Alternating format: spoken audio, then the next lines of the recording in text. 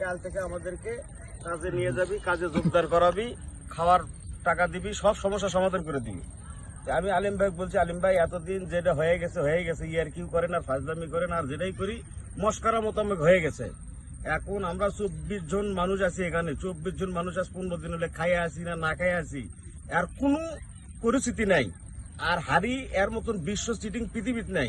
আমরা তো হারির বেটা কালকে মায়ের বেজাবার ধরছো না, শুধু কারো কারো পরামর্শের কারণে আমরা যাইনি।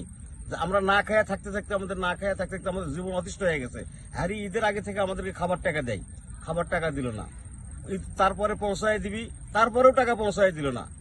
তারপরে হারি আমাদের সাথে মিটিং করে গেল যে আমি অর্ধেক স্যালারি দিচ্ছি আর অর্ধেক স্যালারি 15 দিন পরে দেবো।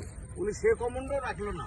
এখন আমাদের 14 জন মানুষের একই মতামত, আমরা এখানে যে কয়দিন যে কয় ঘন্টা চাকরি করছি আমাদের একটা টাকা বাকি আমরা রাখবো না। আমরা যত ঘন্টা চাকরি করছি তত ঘন্টা বেতন দিয়ে তারপরে খাবারের টাকা বকেয়া সহ নগদ সহ দিয়ে যদি পারে আমাদেরকে কাজে লাগাই দিক, না পারলে আমরা আমাদের ব্যবস্থা করে নেব। তাতে যদি আমাদের মরণ হয়, জেল খাটা লাগে, যা খাটা লাগে আমরা খাটতে প্রস্তুত। আমরা দেখে শেষ পর্যন্ত দেখে ছাড়বো। আমরা একটা টাকা বাকি রেখে আর কাজ করবো না। তারপরে ওইলা বাংলাদেশ থেকে কন্ডিশন, কারো 2 মাস, কারো 1 মাস, কারো 3 মাস, আমরা ওইলা কোনো কন্ডিশন মানি না। কন্ডিশন একটাই, আমরা চাকরি করছি, কারণ কন্ডিশন মোতাবেক তো আপনারা রাখেননি। 2 মাসের কন্ডিশনে রেখে দিবেন, 3 মাসের যে বেতন দিবেন, তো কন্ডিশন তো আপনারাই ভঙ্গ করছেন। কন্ডিশন আপনারা রাখতে পারেননি, আমাদের কোনো কন্ডিশন না, আমরা আর ওই কন্ডিশন মানি না। কন্ডিশন এখন একটাই, কোম্পানি যদি আমাদেরকে কাজ করে নেয় একেবারে সেকেন্ড অনুপাতে যত টাকা বেতন বকেয়া আছে সমস্ত টাকা বকেয়া টাকা পরিশোধ করা লাগবে।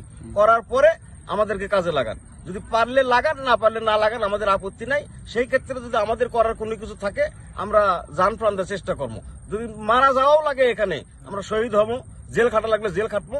এটা আমাদের সবারই মতামত। আমরা প্রতিদিন সবাই এক জায়গায় না খেয়ে থাকতে থাকতে আমাদের দেওয়ালে পিঠ থেকে গেছে। এইভাবে আমি আলিম ভাইয়ের কথা বলছি, এজেন্সি আলিমক বলছি। আলিম ভাই বললো ঠিক আছে, এত উত্তেজিত হইন না, হারি স্যার কালকে ঢুকতে ঢুকে আপনাদেরকে স্যালারি দিবি, কাজের ব্যবস্থা করে দিবি, এগুলো আহন্তা বাহন্তা বলতেছে। যেহেতু আমরা এই আলটিমেটামটা দিছি, এই মতো অবস্থায় অন্তত আমাদের সবারই বিপদ, সবার দিয়ে আমাদের জীবন বাঁচাতে হবে। হয়তো কেউ ম্যাসোডিনিয়া থেকে আরেক জায়গায় যাবো, 4-5 দিন যাইন না। এই সপ্তাহ বৃহস্পতিবার শুক্রবার পর্যন্ত আপনারা দেখেন, এই শুক্রবারের মধ্যে কোম্পানির সাথে আমাদের কি কথাবার্তা হয়, কি লেনদেন হয়, কি পরিবেশ পরিস্থিতি হয়। যদি হলে তো হলো, না হলে আমরা পালালে 20 জনই পালামো, মরলে 20 জনই মরমো, বাংলাদেশ ফেরত গেলে 20 জনই ফেরত যাবো, যা আল্লাহ কপালে লেগে রাখছে সবাই মেনে নেবো।